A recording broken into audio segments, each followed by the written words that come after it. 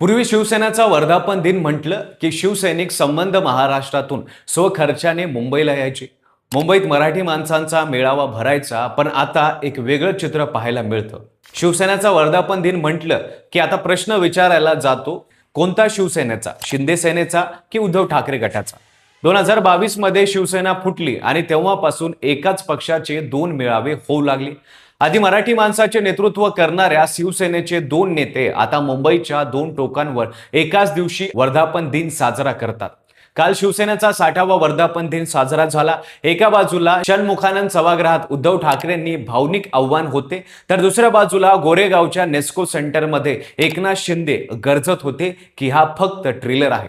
शिवसेनेला 60 वर्षे उलटली आणि या 60व्या वर्धापन दिनी पक्षाच्या आयुष्यातील सर्वात मोठी लढाई लढली.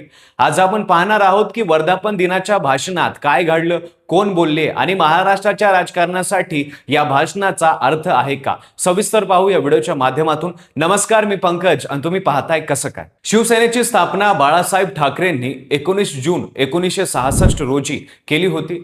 त्या दिवसांपासून दरवर्षी हा दिवस शिवसेनेसाठी उत्सवाचा दिवस असतो. पण यंदाचा 60वा वर्धापन दिन वेगळ्याच परिस्थितीत आला.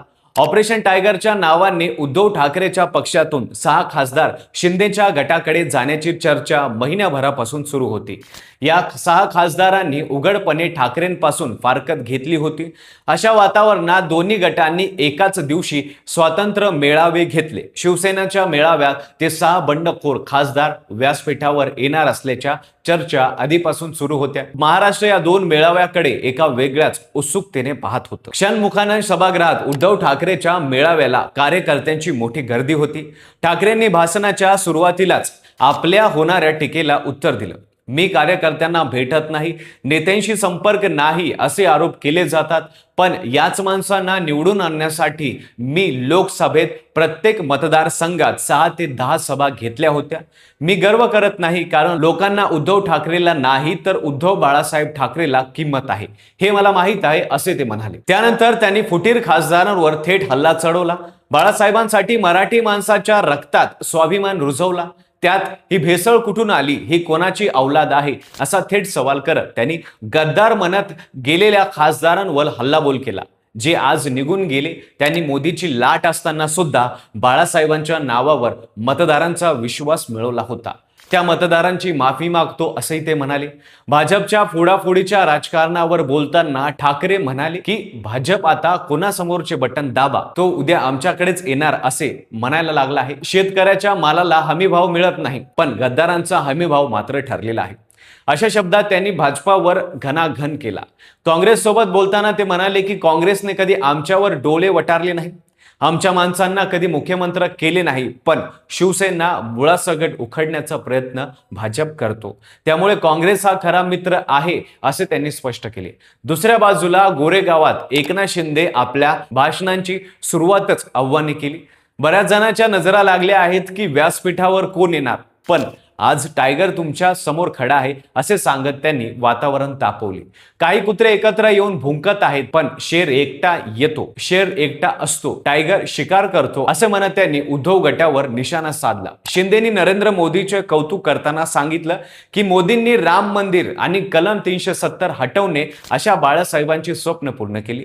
शिवसेना आज गावागावात पोहोचली आहे, हीच बाळासाहेबांना खरी आदरांजली आहे असे ते म्हणाले. उद्धव ठाकरेंनी टीका करताना शिंदे म्हणाले की जे हिंदुत्व विसरले ते राजकारणातून संपले.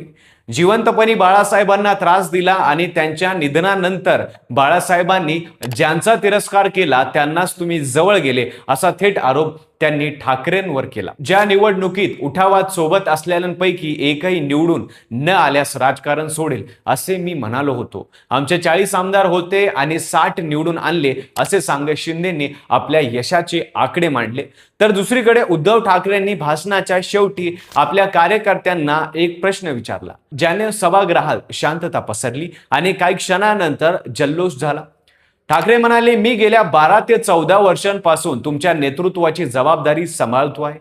आज माझ्यावर जे आरोप होत आहेत ते जर तुम्हाला खरे वाटत असतील तर मी आता पक्षप्रमुख पदावरून खाली उतरायला तयार आहे, पण शिवसेना चोराच्या आणि दरोडेखोराच्या हातात जाऊ देणार नाही, ही माझी एकच अट आहे. तुमच्यापैकी एक सच्चा शिवसैनिक येऊ द्या, मी पक्षप्रमुख होईल, मी पद सोडायला तयार आहे. हे ऐकता सभागृहातील हजारो शिवसैनिक जागेवर उभे राहिले आणि ठाकरेंना पद सोडू नका असा जोरदार प्रतिसाद दिला. शिवसेनेच्या मेळाव्यात बंडखोर 6 खासदार व्यासपीठावर येतील अशी चर्चा आधीपासून होती, पण प्रत्यक्षात तसे काहीही घडले नाही.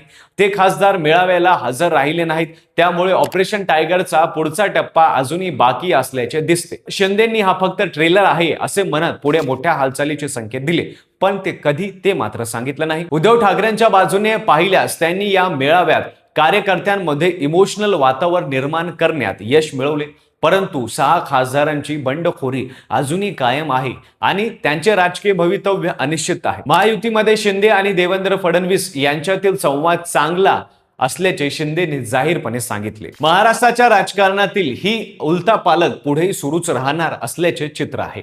60 वर्षापासून बाळासाहेबांनी मराठी माणसाच्या मनात शिवसेना हा एक विचार रुजवला होता. तो विचार आज 2 नेते 2 वेगळ्या दिशांनी घेऊन जात आहेत. पण एक म्हणतो मी हिंदुत्वाचा खरा वारसदार आहे, दुसरा म्हणतो माझ्यावरचा विश्वास तुम्हीच सांगा.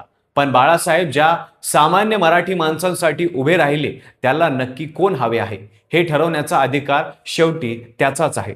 ऑपरेशन टायगर पूर्ण होईल किंवा नाही, शिवसेना एकत्र येईल किंवा नाही, पण महाराष्ट्राचे राजकारण पुढील काही महिने शांत राहणार नाही हे मात्र नक्की आहे. तुम्हाला काय वाटतं, नेमकी खरी शिवसेना कोणती? तुमचे मत कमेंटमध्ये नक्की सांगा.